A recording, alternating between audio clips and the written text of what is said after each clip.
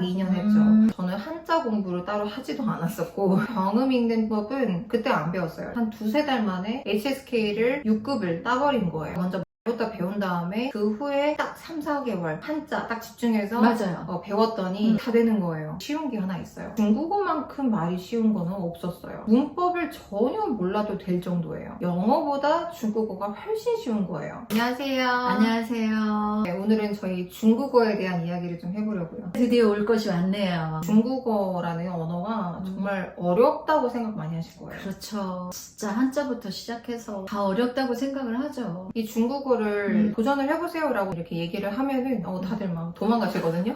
영어 하나도 어려운데 무슨 중국어예요. 이런 얘기 많이 듣거든요. 네, 그래서 오늘 중국어에 대한 이야기를 하기 위해서 제가 사전조사를 좀 해왔어요. 중국어 공부법이라는 이 키워드를 가지고 찾아봤더니 너무 신기하게도 제가 했던 공부 방법으로 하신 분들이 아무도 없더라고요. 진짜요? 네, 아무도 없었어요. 근데 대부분이 하시는 방법이 어떤 방식이었냐면 병음 따로, 성조 따로, 그리고 한자 따로. 병음, 성조, 한자 딱 들었을 때 어떤 느낌이세요? 막막하고요. 네. 어느 세월에 말될까. 딱 그걸 들었을 때 공부하기 싫다 맞아요. 라는 이 생각이 딱 드실 거예요. 네. 그렇게 공부를 한 2, 3년 정도 계속 하면서 정작 가장 중요한 말 훈련, 이 기초 회화는 저 멀리 미뤄둔 느낌이었어요. 사실 언어의 목적지는 내가 말을 잘해서 중국 사람하고 소통하기 위한 거잖아요. 그런데 한자 따로, 병음 따로, 성조 따로 하면 어느 세월에 말해요? 그것도 중요하긴 해요. 말을 구성하는 요소긴 하지만 그 식으로 하다 보면은 말은 정작 못 배우는 그런 현상이 벌어지죠. 그래서 많은 분들이 공부하시는 그 공부법을 보면서 제가 느꼈던 거는 공부를 너무 열심히 하신다. 그리고 두 번째로는 이 병음, 성조, 한자 이런 것들이 처음 중국어를 접하는 우리 초보 애들에게는 너무 어려워 보인다. 너무 어렵죠. 보기만 해도 어려워요. 네네네. 그런데 그 문장들을 제가 이렇게 자세히 봤거든요. 봤더니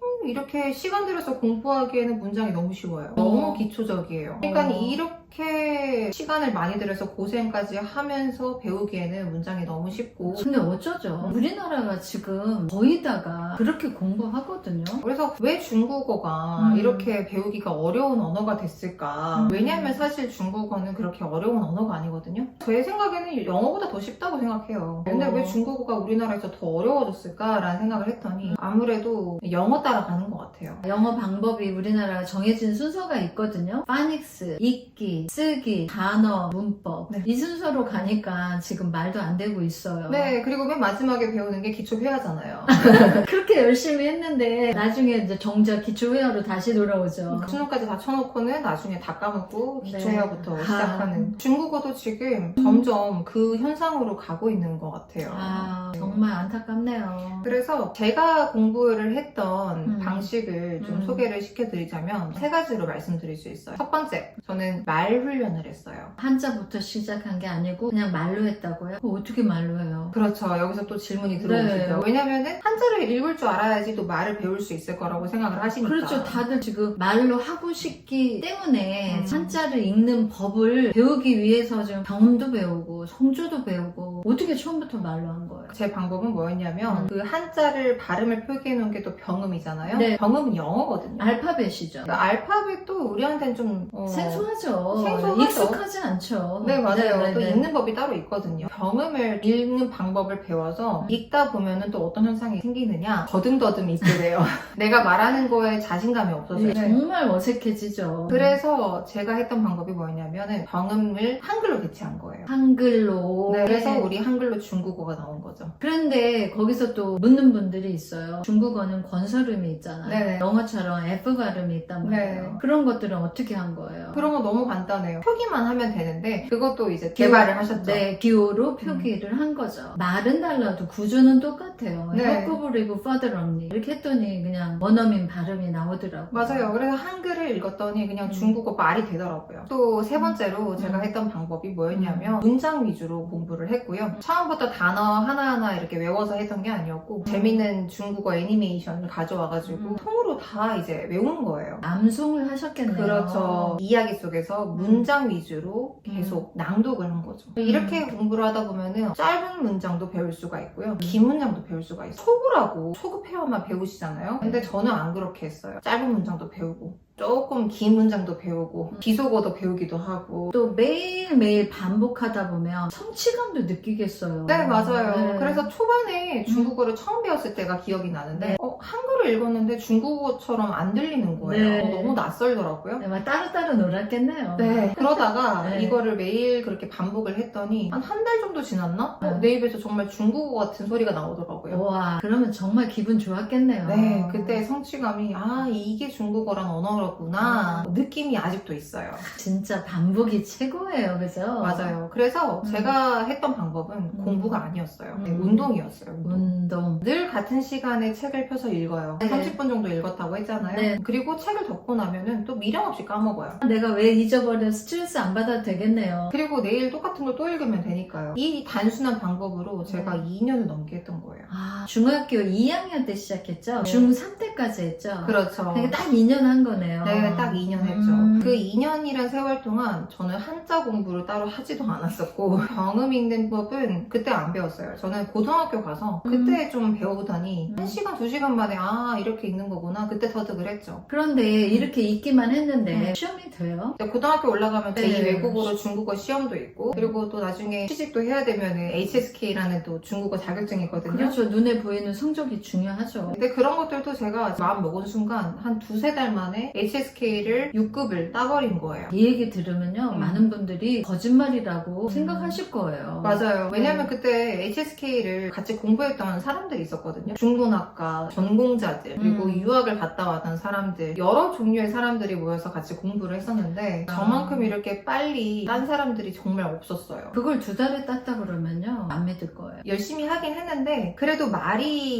이미 되다 보니까 그 말과 글을 매칭만 시키면 되거든요. 그러니까 말을 하나도 모르는 상태에서 글 위주로 제가 공부를 했더라면 천년만년이 걸렸을 텐데 그쵸. 또 저는 공부하는 거 되게 싫어하거든요. 근데 그때는 제가 이미 말은 좀 하니까 HSK는 내가 이참에 확실하게 좀 공부를 해가지고 더 이상 HSK 손도 안 댈 거야 라는 이런 마음으로 했더니 네. 저뿐만 아니라 제 동생도 3개월 만에 6급을 또 땄다라는 거. 맞죠. 이렇게 쉽게 빨리 좋은 성과를 내는 사례가 없어요. 네, 영어, 중국어, 또 스페인어를 독학을 하고 있는 입장에서 중국어의 특징을 하나 딱 꼽아보자면은 네. 한자라는 게 네. 글이 너무 어렵거든요. 중국어를 자연스럽게 유창하게 구사를 하지만 아직도 저는 모르는 한자들이 많거든요.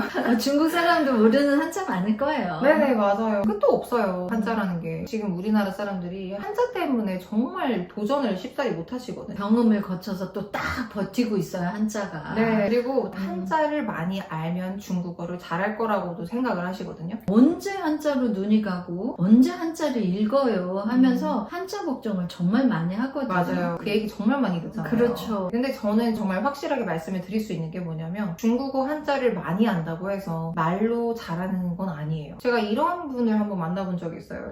북경에서 장학생으로 석사를 하고 있었을 때 우리나라에서 변호사로 활동하시다가 중국에 잠시 북경대에 유학을 오신 분이 계셨어요. 이 변호사분들은 법을 공부하실 때 한자를 정말 많이 공부하시거든요. 한자에 진짜 빠삭하시고 중국어에 대한 문법적인 요소며 뭐 한자며 정말 모르는 게 없으셨어요. 근데 이분이 말이 안 되니까 말 때문에 한이 서려고 계신 거예요. 그 한자를 많이 안다는 거는 한국어로 안다는 뜻이에요? 한국어로도 알고 중국어로도 정말 많이 아세요. 그 한자가 어떤 발음이 나오는지도 다 아시는데 정작 내 말로 유창하게 구사하는 게 여기에서 막힌다는 거죠. 너무 답답했겠네요. 저도 그때 알았어요. 이게 한자를 많이 하는 것하고 내 입에서 유창하게 중국어가 나오는 거하고는 완전 별개구나. 그래서 여러분들이 외국어를 배울 때 그리고 중국어를 배울 때 이 방향 설정을 좀 잘 하셔야 될 것 같아요. 그러니까 시작을 어떻게 하느냐에 따라서 네. 엄청 고생할 수도 있고 되게 쉽게 갈 수도 있다. 그렇죠. 그래서 무엇이 먼저인지를 좀 잘 생각을 해보시고 나는 정말 말 잘하고 싶다. 근데 글도 잘 읽고 싶다. 기존의 방법에서 좀 방향을 전환을 하셔야죠. 글은 그럼 언제 배워요? 라고 또 물어보실 분들이 분명 계실 텐데 좀 천천히 배우셔도 돼요. 글은 좀 천천히 배우셔도 되고 그걸 자꾸 하루빨리 앞당기려는 우리의 조급함을 좀 내려놓으시는 게 좋을 것 같아요. 만약에 처음부터 처음부터 제가 한자 위주로 공부를 했더라면 아마 2, 3년 동안 한자를 배워도 모자랐던 걸 제가 먼저 말부터 배운 다음에 그 후에 딱 3, 4개월 한자 딱 집중해서 맞아요. 배웠더니 다 되는 거예요. 그러니까 외국어를 좀 효율적으로 배우셨으면 좋겠어요. 그 가장 효율적인 방법이 음. 말부터. 근데 어떻게 말로 하냐?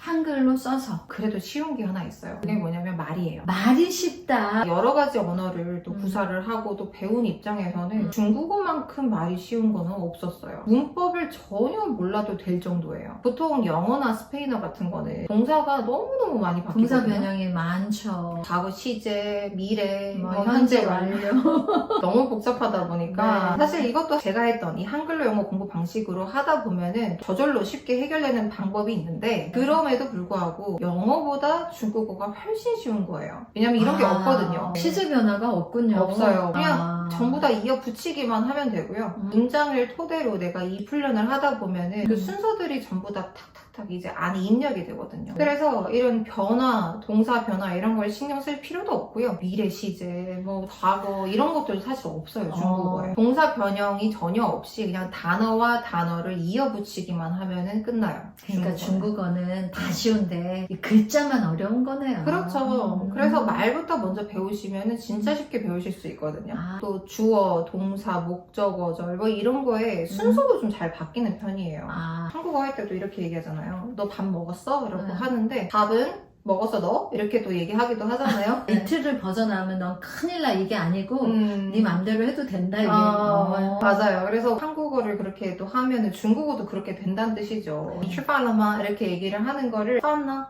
출라마니에 막 이런 식으로 해도 되고 이렇게 해도 못 알아듣는 사람도 없고 언어라는 게 그런 것 같아요. 말이라는 게 무조건 문법적으로 정해진 어순대로 이렇게 딱딱하게 흘러가는 게 아닌 것 같고요. 사실 또 규칙이라는 게 있으면 또 변칙이라는 것도 있잖아요. 그럼요.